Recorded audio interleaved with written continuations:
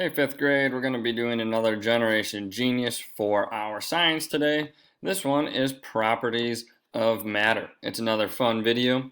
As before, we are going to be doing the before questions. Before we watch the video, we have 1, 2, 3, 4 of them.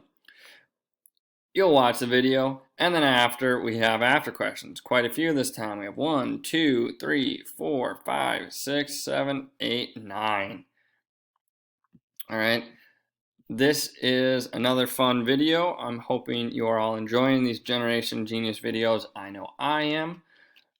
The questions, you can either do it in a notebook and then share it to me via Seesaw, or you can do it in a Google Docs and share it to me online. I would prefer that you do it that way, but just do whatever works best for you.